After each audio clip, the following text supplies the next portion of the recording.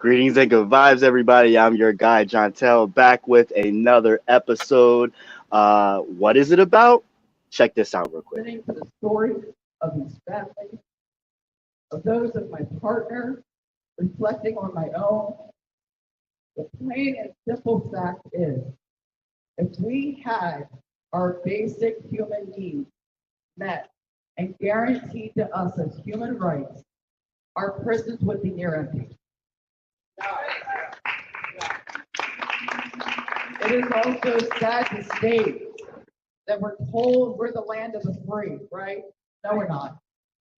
United States holds only 5% of the world population, but 25% of the world's incarcerated population.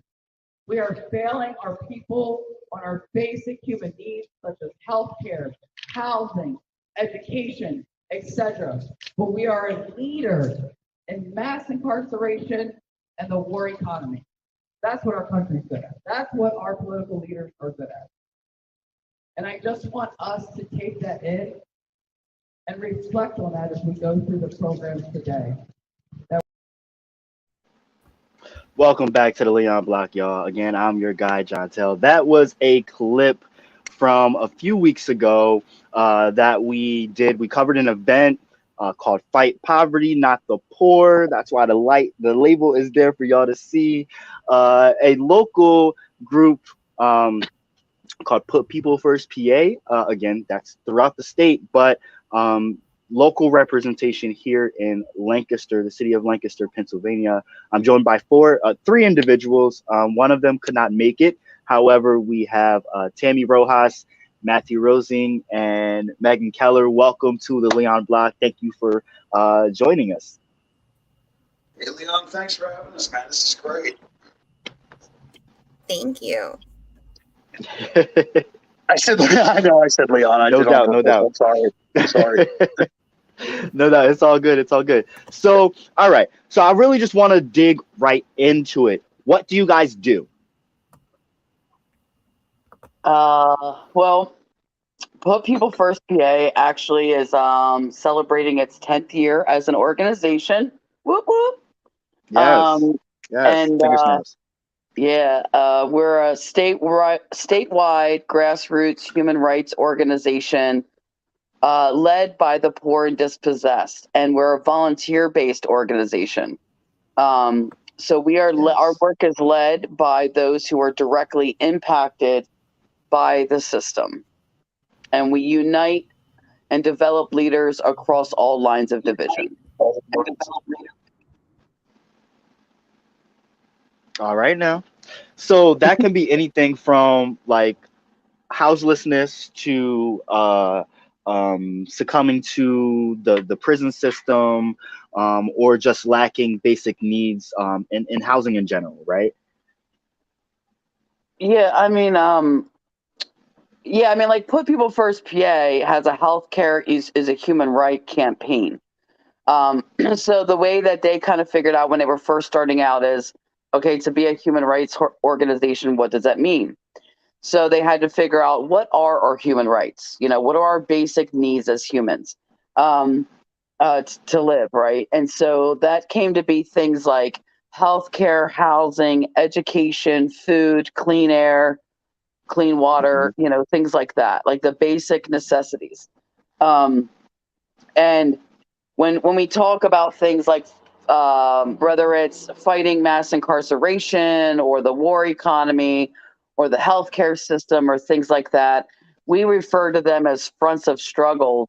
And we see strategically how healthcare is interconnected with all these things, and how it's actually strategically a point to utilize to organize and unite the working class, because it's a weakness for the ruling class and a strength for the working class.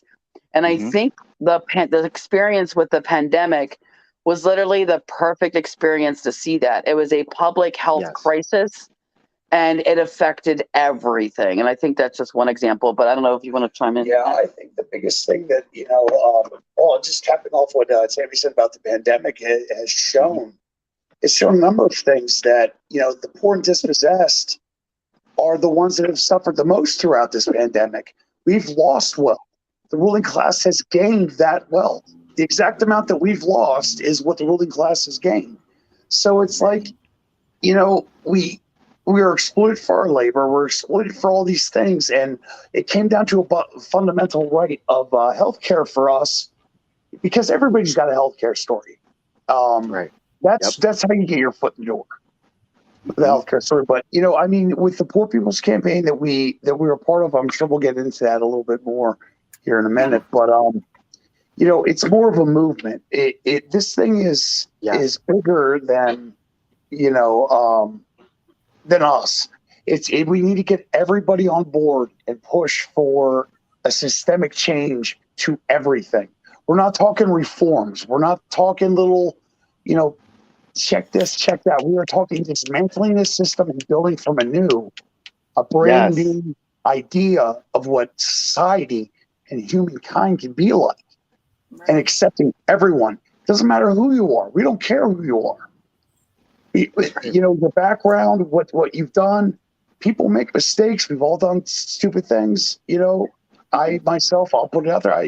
Everybody knows me. I know my story. I did 9 years in prison. So it's like, we call from different backgrounds and everything like that. But all it comes down to is the ruling class is screwing us, and healthcare is a major way that they're doing it. I mean, just today, Tammy wants to quit smoking. What did her insurance company do? They denied the apparatus, the inhaler that she could get to help her quit smoking. Wow. What does that say? What is that? What they don't want to spend any money. They don't care. They don't care about Tammy getting cancer in the future. That's what that decision says. And then, it's just one of those things that just once we stop looking at little tiny differences in harboring on little tiny things, our biases and things like that, and look at the bigger picture and see that every man and woman that walks this earth is a beautiful creature that needs to be loved and embraced and helped. Right. And that's there are no, to me there should be no borders. There should be no anything like this. So agreed. Rich ain't got no borders. The rich don't got borders. I'll tell you what, they get in trouble. They can scoot their ass down to like Mexico real quick, without ever crossing any line. That's the difference. All right, I'll just stop there. Yes, Gotta bring a Matt. little. No, you on point. Preach, honey, preach. Yes. But I want to say something really quick, but I'm gonna let you talk real quick, Meg, because it seems like you have something you want to say too. I think that, like, just to follow up what Matt said, we've all have our different stories. We've all been here, to this exact place for a reason. It's time to unite and come together and work together and put all of our resources out and, try to make this a movement. I can't agree with you more. It's funny that it's interesting the story that you brought up, Matt. I know we all have mutual friends on social media, and a friend of mine had just posted a live video stating, that their son went through a mental health crisis. And first of all, they asked for no police. Police showed up. That's one thing. Always. But I'm speaking, right, of course. But I'm speaking to the money part of this, is that they stated that they did not have insurance. However, they did some sneaky shit, went around the parent because the person who needed the help was a minor, by doing some sly shit and basically getting the kid prescribed for 30 days. But then what are we going to do after 30 days? These are psych meds. So you're setting someone up to basically have to chuck over money to keep that prescription, or what are they going to do? Because we told you that we don't have insurance. It's scam. It's scam, just so that they can extract whatever money that they can. Right. It's on. Most psych meds. I've been on a number of psych meds. It takes at least 4 to 8 weeks for that psych med to build up in your system to have an effective therapeutic level. Right. Right. So they wouldn't even. So it's like So they're stripping them of that whenever it starts to work. Yep. Yeah. That's crazy. Just when it's going to start working, it's going to be gone. Right. Yeah. And And then I that's know going to for be my one of those people that we bail out, like as the yeah, bail fund, that has a mental health emergency. And, yeah, like it's so sad, but I mean, we see a lot of that. And it's people that if their basic human needs were being met, they wouldn't have been criminalized in the first place.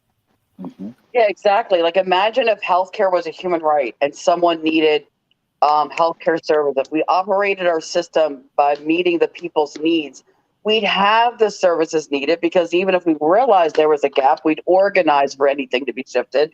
Right Right. now in Lancaster County alone, and this is not just unique to Lancaster County, I will say straight up, I've already heard stories. It is happening everywhere. Mental health care services are near non-existent.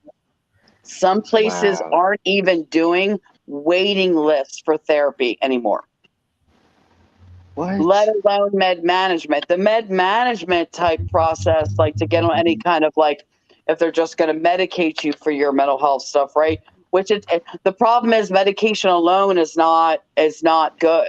It's not. Right. That should be Right. seen as a temporary fix. And Right. Exactly. but right now, like the way the process goes for just to get on medications is they have maybe a total of 2 or 3, I don't know, roughly hour-long chats with you. And the next thing you know, you're prescribed medications. And then you have 15-minute visits there on out Right. just to see if they need to up your levels or not.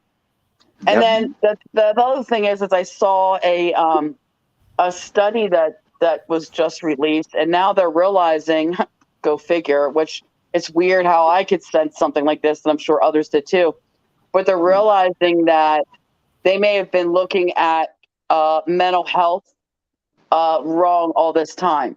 That it's not Uh simply like the level of what serotonin or whatever, like in the brain, huh. that Right. it's also about extenuating circumstances, like if somebody lost a job, their financial hardship, or they have food insecurity, basically, i.e., living in poverty, um, Right. that can cause mental health issues. And You we're literally think? like for decades we've been like doing this like wrong. yeah. But again, it's not like that's being widely talked about because addressing it Right. that way would cost money, and they want to calculate and save and hoard wealth, right? So they're Right. not going to change that. And like Meg said, exactly, if people are struggling to survive and they are going through crisis and you're at your breaking point and you do something stupid and you get Right. arrested, right? And then you wind up doing jail time instead of, if they would have met that need from the door, said crime wouldn't have happened, people wouldn't be locked up. You know what I mean? And it's also like those who steal food for survival. Right. Yeah, I was locked up with a guy that got 2 years for retail theft upstate. He stole a $17 pack of ribs. It was his third retail theft, and everyone's like, is jumping on me. Oh, he's a repeat offender. We should not have to steal food in this country. We throw Right. away more food than it would take to feed people. Right. It makes no sense. We live in a society and a culture of just throwing things away. Greed. And Straight up greed. unfortunately, it's becoming more and more of a way of throwing people away. Right. There's a busload of people running this world. I really want everybody to know that. There's only a couple people running stuff. They are Mhm. so rich, they are so protected, you'll never even know who they are.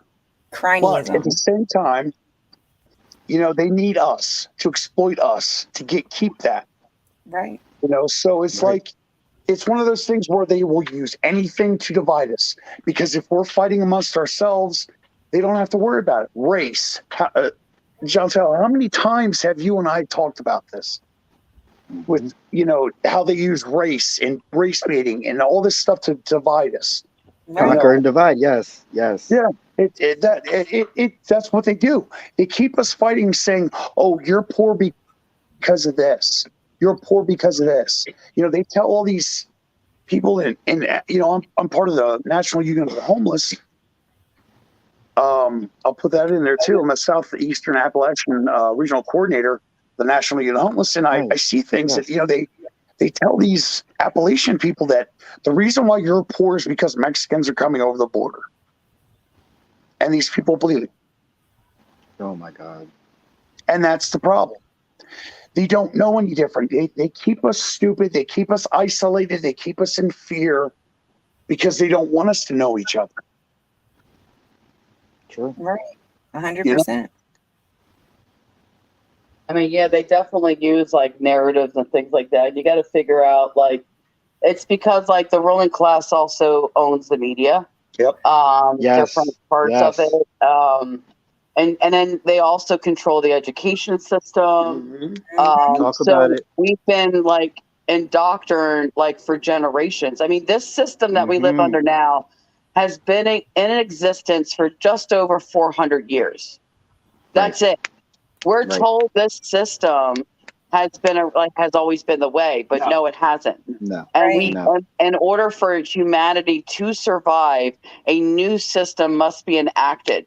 The fact That's that right. poverty grew about, what was it? Was it either 50% in 60 years or 60% in 50 years? I get those. 60% in 50 years. I get those a little swapped sometimes. 60%, 50 But think years. about that. So nothing we're doing under this system is working.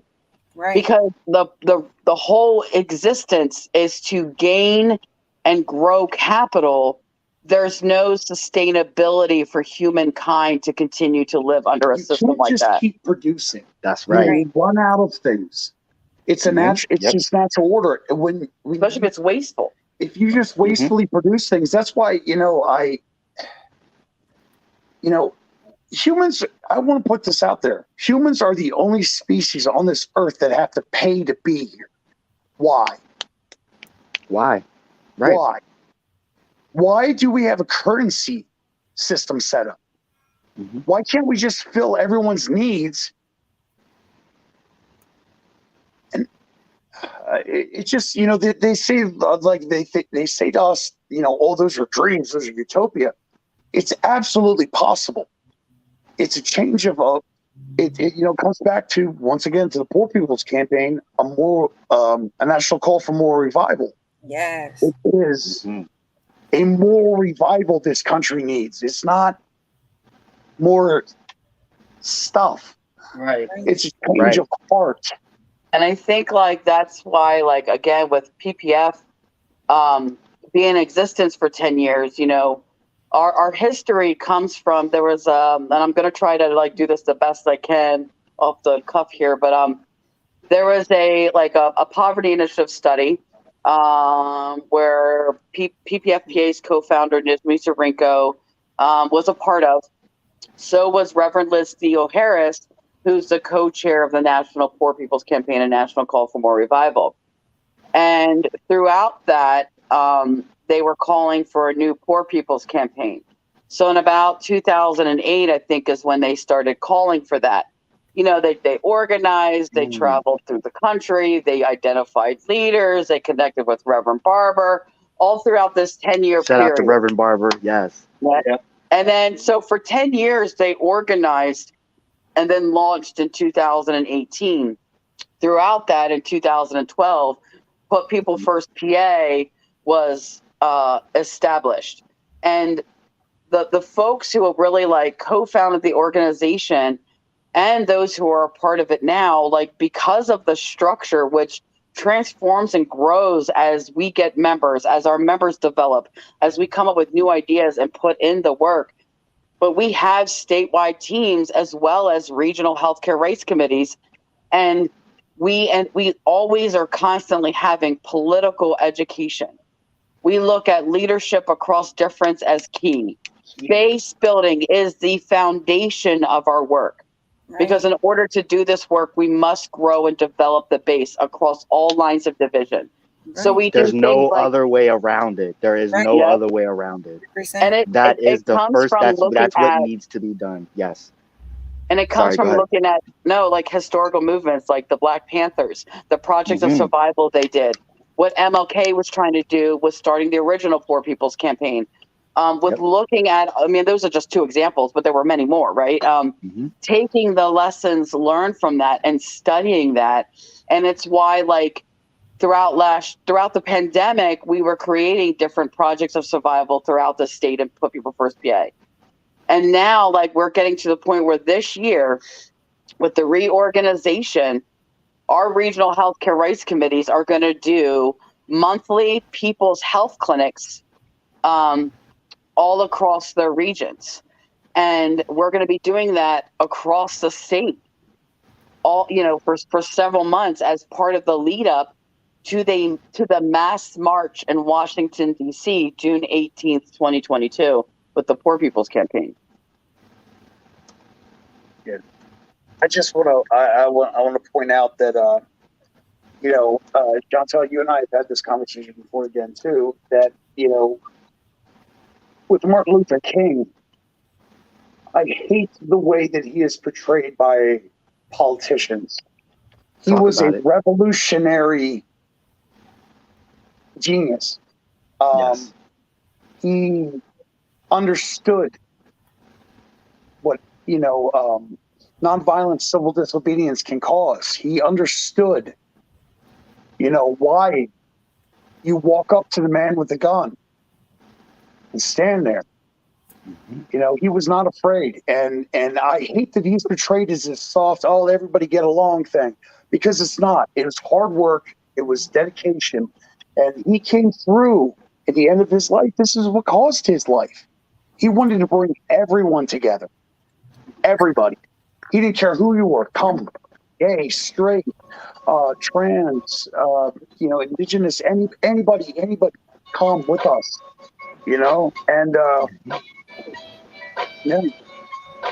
let's do this. Let's change things. That's right. So, switching gears really quick. Actually, y'all can take a break. I know y'all mouths is just like dry. Have some sip of whatever y'all drinking on. We will be right back in a minute.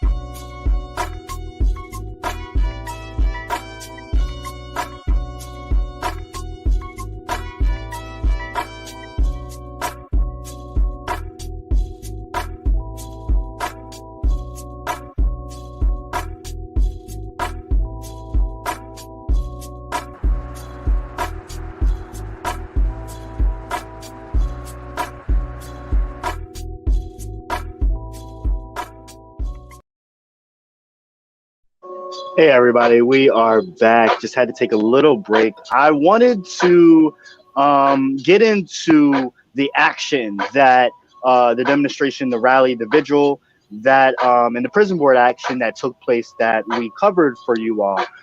So it doesn't matter who starts, but I wanted to start with the vigil.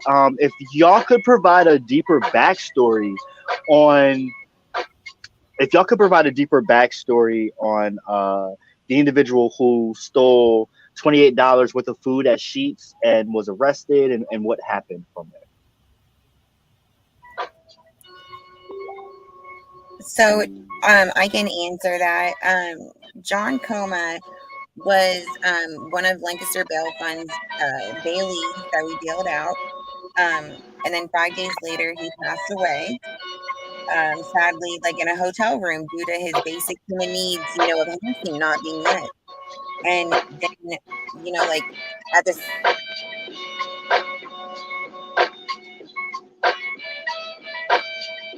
Hello? same time, looks Paul like Reardon passed away. Okay. These things keep happening, and why they are even, and why they even begin to be incarcerated in the first place. And with Coma's situation, it was just that a cop had went to a hotel, ran names, and and he came up with, he had a warrant due to a failure to pay, and because he was homeless. And so it always goes back, and like that's what's so crazy about the things intertwining, is that it always goes back to if the people's basic human needs were being met. Right. Like it's not just a bail issue. It's not just a police, brutality issue. It's consistently everywhere you turn, within the local government or, the system that we live in every day. And it's just if people, realize it. Absolutely, Meg. Dead on. And I think prior to like becoming ill, hospitalized, and then getting a hotel room, I believe he was actually living out of a storage unit, Right. which is not uncommon for the unhoused. And that's really like honestly like sad in itself. And if I'm not mistaken, things that led him even to quote unquote have charges prior to the sheet saying that he was failure to pay was or whatever the deal was. I think were like things like your vehicle wasn't inspected, yada yada yada. But again, if you're poor, you're not going to be able to pay for that stuff. Right, exactly. So again, like he was criminalized for being poor, and that's what led him to LCP. Yeah, and I think at this point, we need to start looking at our consciousness as a society in this aspect that this man's life was basically summed up to $28. Right. He took $28 worth of stuff from Sheetz, a $1 billion corporation. Right. And it ended their up insurance costing him the liability. stress of getting arrested. I've been arrested many times. The stress of being arrested, if you're physically ill, like that stress alone is going to be horrible. I know what he went through in jail sitting in LCP. I know what he went through. They didn't give him any meds. And then at the prison, for the Judge Ashworth to come out then and say, that prison is the best place for people. You didn't let us have him long enough to help him. You bailed him out, so you screwed up. No, you should have never been put in prison to begin with. Right. Yeah, like if our county government, who is also the prison board, would insist on funds being allocated to the services for these people, or insisting that low-income housing, I don't like that narrative, affordable housing, it's very misleading, but low-income or public housing available for people, that is what led John down his path, right?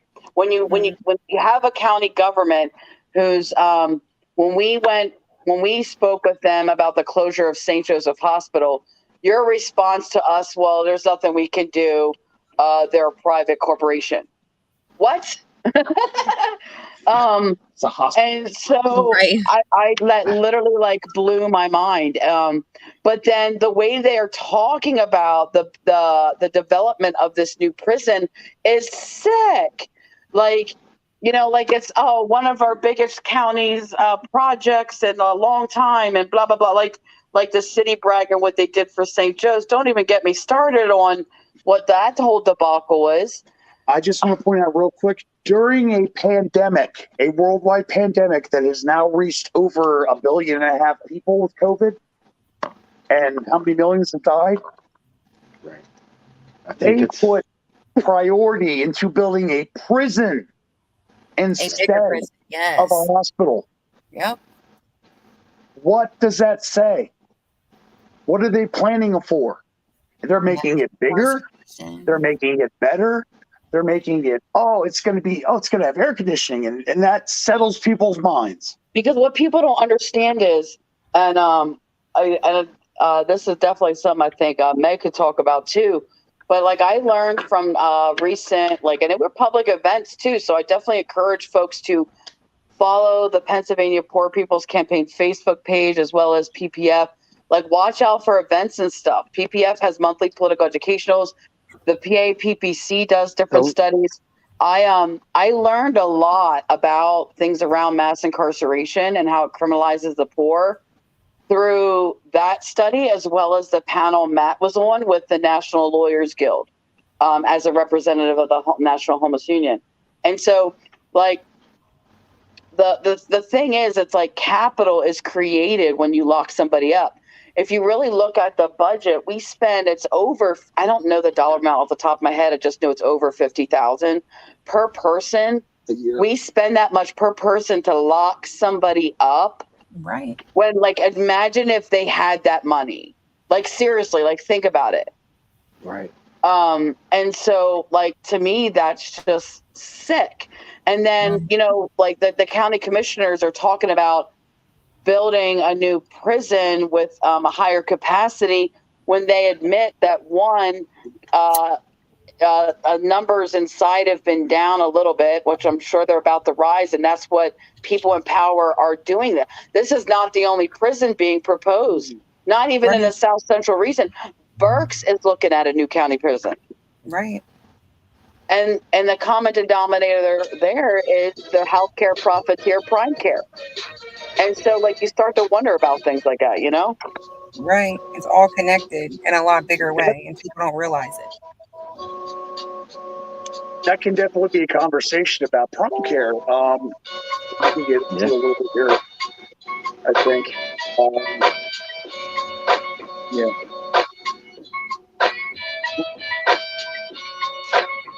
Real quick, the link to the Facebook page is at the bottom of the screen. And if you are watching via Facebook, you can just click on the link. It'll take you right to the Facebook page. For those watching on Twitter or YouTube, hop over to Facebook, and you can get all the links to anything that is shared under the stream.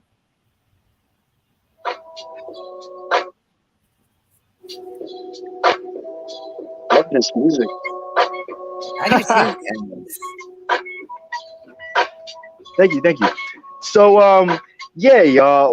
What this action was powerful for me to see. It was the things that specifically Tammy that you were saying.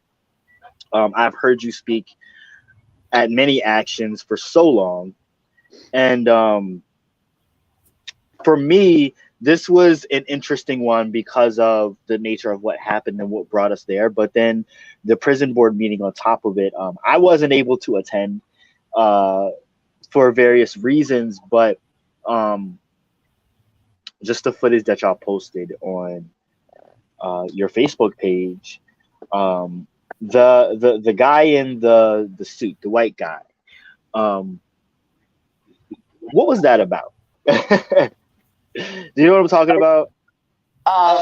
There was. Are you talking about the visual or the prison board meeting? The prison board meeting.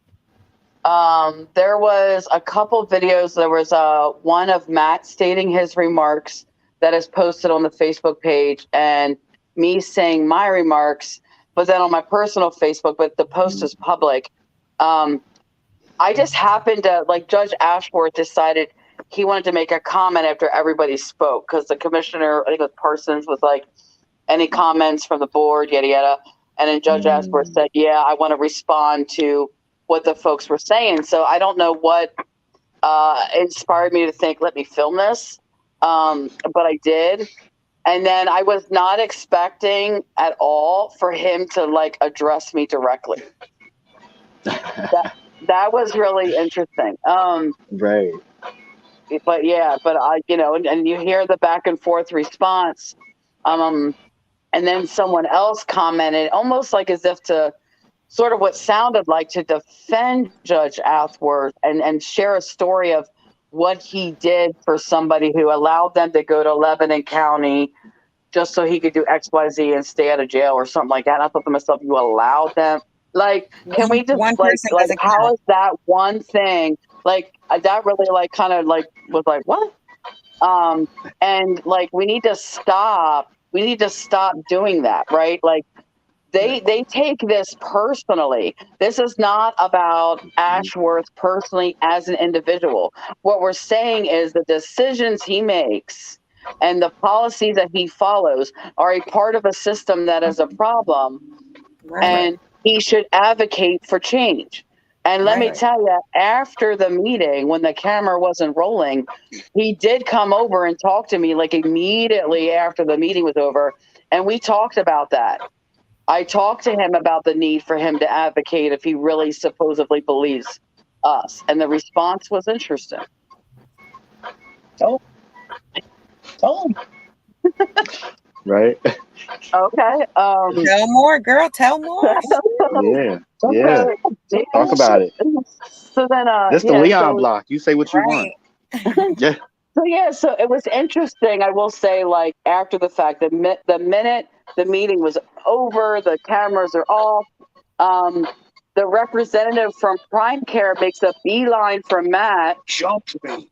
and then Judge Ashworth made a beeline for me. I turned, just I think to say something to Kristen, and I was partway through a sentence when he's all of a sudden like holding out his hand for me to shake his hand, and he was like shaking my hand for a minute and saying, "Oh, I agree with you, yada yada yada." And I'm like, "Okay, well," like, cause I'm like, what is happening, right? But I went with it. And I was like, "Okay, well, if you agree with us, then then you need to like declare that healthcare is a human right, and these are the changes that may be done." Oh, I agree. I agree. Okay, well, have you ever stated that publicly? Oh, yes, yes. Okay, well, is there a way that I can see a link or something verifying that you did, in fact, say this in a public setting? And then he's like, Right. oh, but see, I can't advocate. And I was like, why can't you advocate? Because I'm a judge. And I'm like, okay. What? And then he's like, I'm a judge. If I advocate, then I stop being a judge. I was like, why? And he's like, it's just because I'm a judge. And I'm like, but Nope. wait, I have a question. Aren't judges elected by the people? He Yes, said, honey. yes. And I said, well, then that makes these people your constituents. I don't Mhm. understand why you can't advocate. Right. And And he had no answer. this gobbler, Because this he went bold. That's the first point of advocating, especially for a judge. Like, could you imagine how much of the consequences or sentences handed down could potentially change if their perspective and mindset changed or shifted just a little bit? Right. It takes one of them to step out and be like, okay, I'm going to be, like, I'm going to look at this differently. The average bail last, whenever the ACLU like published their report of the highest bail in Lancaster County, the average bail in Lancaster City is $100,000. I don't have that kind of money. I don't have 3%, 5%. I don't have any of it. Like, if something was to happen, like, who else can say that? Like, it's ridiculous. And half the city's poor. Yeah. Right. Right. Boulder numbers from Franklin and Marshall, the beloved college of Lancaster, actually called them out on their stuff. And it's so funny. Well, via Antonio Colari. Professor Antonio Colari, gotta give a shout out to him. He's a fighter from back in the day. We did a study with F&M students, and we started breaking down poverty in Lancaster County, and we found out there is a vast majority of poor people in this county that are not being represented correctly, especially with certain things they do with, like, especially with the homeless. They do that day count. What is that called? Like night count. They do once a year. They count homeless people, and they go on this ratio of. But do you know what they do for those homeless people? They get a bunch of them hotels for the night. So then they can go and say to their uppers and say, "Oh, look, poverty's going down. There's less homeless people." Speaking of that, there was actually an article that I saw today in LMP talking about how poverty has supposedly gone down in Lancaster County from 10.3% to 9.1%. And I was like, but I educated them on the comment section, because that number is the OPM, the official poverty measure. That has not been updated since like the 1950s. To be calculated under that poverty rate, you'd have to make about $12,000 or less. So if you make over $12,000, and that's a rough where the cutoff is, but it might be a little bit more than that. But it's not much more than that. After that cutoff, then you're not calculated under that poverty rate. But we all know you can make 20,000, 25,000, 30,000, even 35,000, and still struggle to live in today's world, right? So that's a big, large number not being looked at. So then when we calculate poverty right now, we use what is called the SPM, the supplemental poverty measure. And what that does is Okay. that takes roughly it takes the base of the OPM and doubles it. So that would only be about 24, Wow. 25,000. So even the SPM, right, is not the even an accurate enough number, but a little bit more accurate. So I explained this in a Right. comment section on this LMP article, but we all know they won't listen. And then I stated what the SPM number is for Lancaster County and then Lancaster City. For Lancaster County, it's actually 28%, not 10%. Yeah.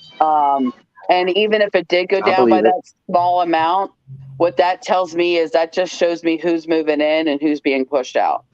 Right. It's not because Yep. you literally address That's the what I was gonna say. circumstances. Yep. Right. Gentrification. Yes. Let's Yep. paint a pretty picture. Bring a On bunch of rich paper, white though. people in here. And we can't let them get away with that false narrative right there. And the false narrative of this county alone, I want to put this out there with the white Christian nationalism, is disgusting. They mix the two, in the gentrification aspect. Everyone's like, the Mennonites and the Amish, they're so quaint. They're so good people. They repress their women. They treat their children like slaves. And it's a matriarchal society that is dominated in shame and guilt. I'm a Pennsylvania Dutch boy. I know my background. I know what slimy shit they've done. Like it's one of those things where they take a good thing like Jesus' teachings, I'll just say that, about peace and love and harmony. And they twist it into these things that make it to their ideals and guilt and shame. And they use all these dark forces to, motivate you instead of loving people. And it's like, Right. we get to a point where things are just things, like I look around my apartment and I see things, and the only thing I really love, I couldn't do without, is my Tammy, my pets, Aw. Right. my love. Very true.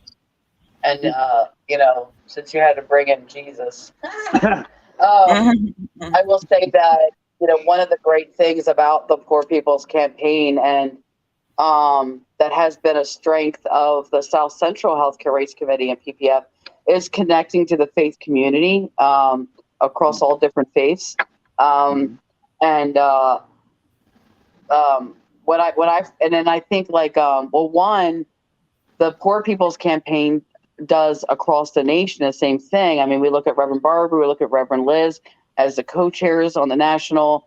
They're faith leaders. They always bring that faith element. And when we talk about Jesus, we talk about how Jesus, was a homeless revolutionary, right?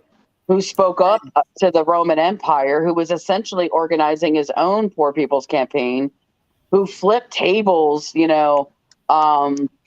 and was demanding justice for the poor. Like, that's who Jesus was. And that's not what we're taught, though, through this distorted moral narrative of white Christian nationalism. They teach something else. They distort that message of who Jesus really was, and what he was doing and what he was about. And that is something that we bring, throughout this work and this movement. And I just want to give a shout out to those who contributed all across the country to the book, We Cry Justice, Reading the Bible with the Poor People's Campaign.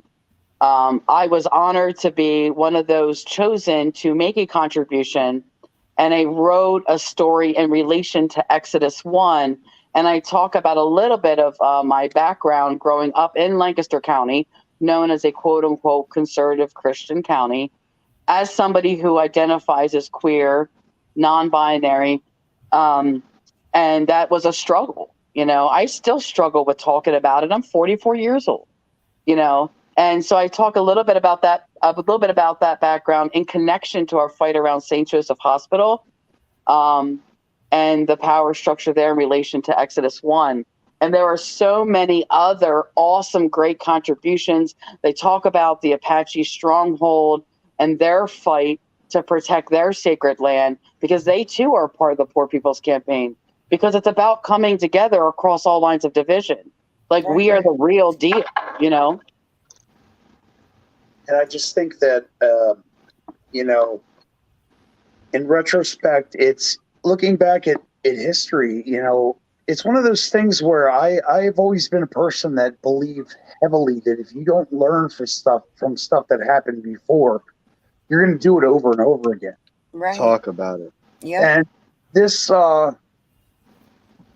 this idea of that, you know, fascism that could take over again.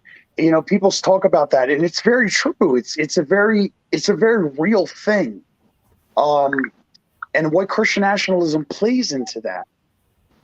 It plays into that superior race theory that the Nazis used. That's why I really want people to learn from history and learn that there's evil that we need to look at this world in. Right. And understand it and do what we can to fight it.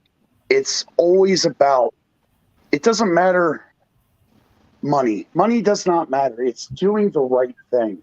You know, No. I see guys that, you know, make millions of dollars. I've had friends that went off and were successful in things. You know, they're so blindsided by everything. Right. You know, my own father, I'll put this out there, he's a liberal. And he thinks that he can just be nice and everything's going to be happy, kind of thing. And it's not. Nope, because you only get what you're organized to take. Willie Baptist said Honestly, that. some of these liberals be the worst. I'm not even going to lie. Oh, the liberals are the worst. Oh, my God, they're the worst. They're the worst. Yeah. Sorry, I had to say Seriously. that. Oh. Nope, I said it. Liberals could be the worst. Oh, they're the worst. They don't want to listen. No, they're right. You're wrong. It's like, wow. Very narrow. Yep. Wow.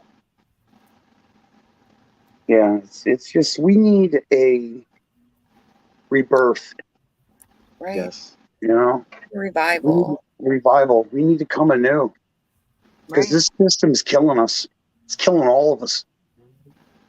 With toxic masculinity, it's killing us with, you know, starving us, literally starving people. You know, Poison. how hard is it to get food stamps? Right. Right. Denying somebody their medicine. Yeah.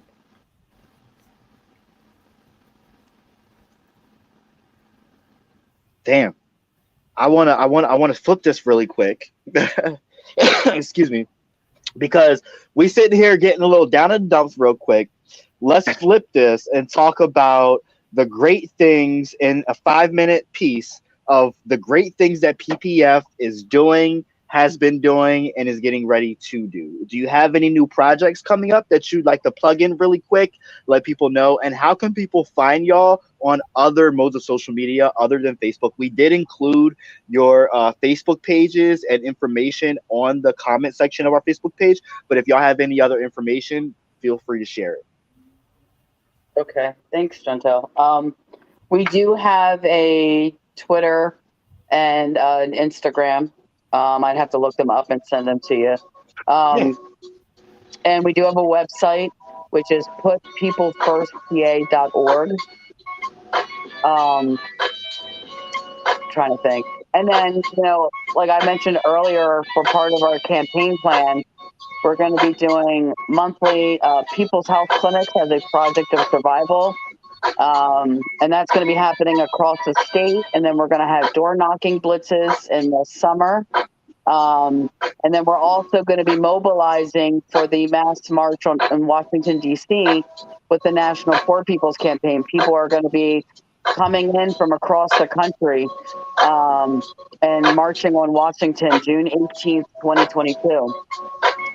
And then you can follow the pages, and the website for the Poor People's Campaign is poorpeoplescampaign.org. And then as far as what we're doing in South Central, we are actively really wanting to connect with healthcare workers across the region, as well as, we're looking for stories and connecting with people who have been affected by prime care. And we have a People's Health Clinic coming up Tuesday, April 26th from 11 a.m. to 2 p.m. in the rear of House of Tacos.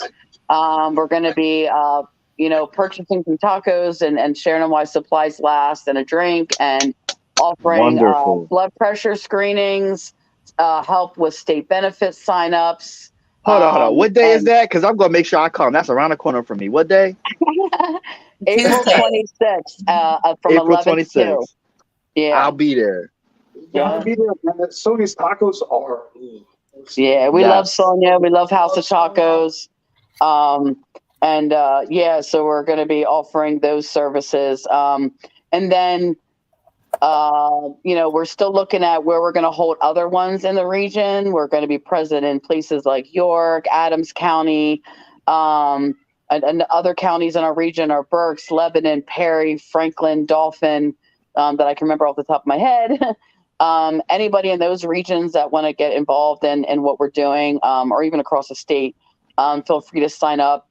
And we also have a bi-weekly e-news that comes through email that you can sign up for to keep up to date with what's going on, across the state, and how folks can get involved and get plugged into the various events, some virtually, some in person.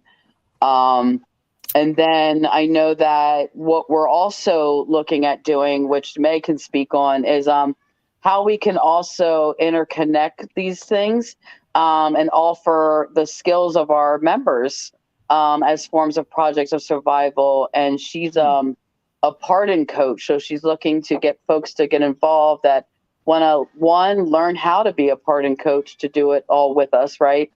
And two, like, offer folks to get those services and stuff. Yeah, so I actually prayed for Tammy and Matt last summer. I was lucky enough to be put in a group full of attorneys that taught me how to do pardons. And so it's a free resource. There's, a lot of people in, the world that have been, criminalized due to things above their control, like things we, already talked about. And so what we work on is like trying to make them free of the chains that they've, found themselves placed in. And even me myself, like I had to get a pardon. And it was because of a charge I took for somebody else, but like I couldn't get into law school. There was things like employers, it impacted me. And so there's so many people, and right now Pennsylvania is having an initiative to where like any marijuana convictions are an expedited pardon process. So it takes less than a year. And usually it takes, Really? so usually it takes a lot longer. And so that's like anything from drug dealing, like possession with intent to deliver is the charge, like specifically that I'm seeing over and over again. But yeah, like they're eligible as long as it's a marijuana conviction and it's an expedited process. So it's like one of those things, like you have to take it, like and I wanted, like my main goal was that it got into the hands of the people that needed it the most. And, because people, some people have had resources their whole life and not even realized it. And unfortunately, like I was one of those people, and I just like, I kept a list, as, I grew as a, business person, but then I got to look at this list and I'm like, what am I going to use this for? Like, how can I make this bigger than me? And like, it had to go to the poor and dispossessed, because I felt like regardless of, it wasn't about, anything else but being, having the resources. And so I, all of a sudden I found Matt speaking at the city council meeting. And that's how me and Tammy connected. And I was like, you don't realize like how much this was like a higher power that be type of thing. Because like That's right. I'd seek that, like in my prayers, that it reached the right people. And because again, like they said, it's not just me. I'm one person.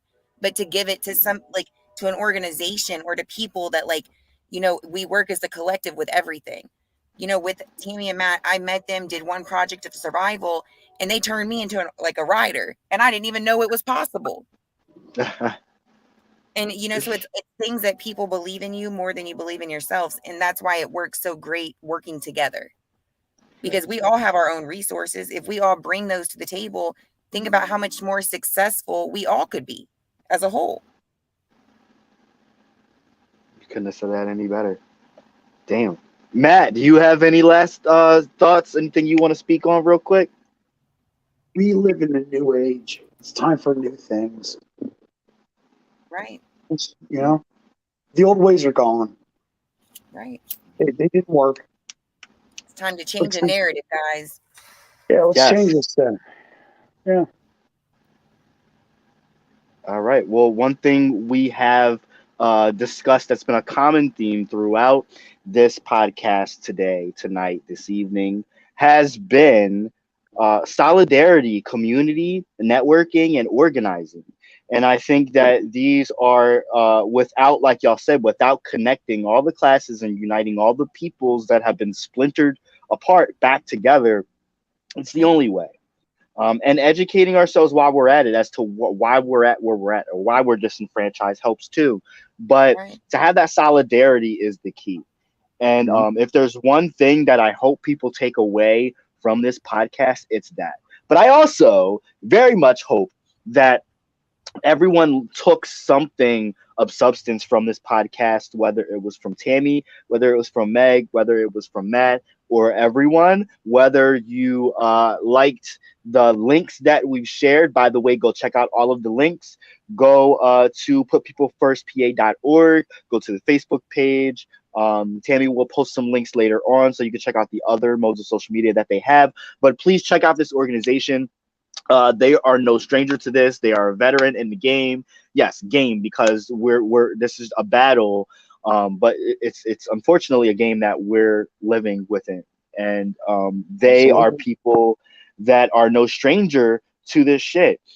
We here at the Leon Block always will continue to follow and share anything that they do. They are friends to the network. So you would definitely maybe hear more from them. But I really, again, appreciate the three of y'all for coming on tonight's podcast. It's definitely been a pleasure. Yes, of course. Our pleasure. Yeah, thank you. Yeah, it's been awesome. We've been wanting to do this for a while. Mm-hmm. Yes, it's been forever. Yes, it's been forever. I know we've been talking about it, but we never did it. So yeah, right. All right, y'all. Stay locked real quick. I'm gonna lock things down, and I'll talk to y'all in a second. Make sure everyone who's watching. Love you, Tammy. Make sure everybody who's watching to follow all of our social media platforms as well. We always love every single like, share, and support. It means the world. Make sure you meditate on your path, celebrate your being, liberate your spirit, and educate yourself. I'm John Tell. Have a great day.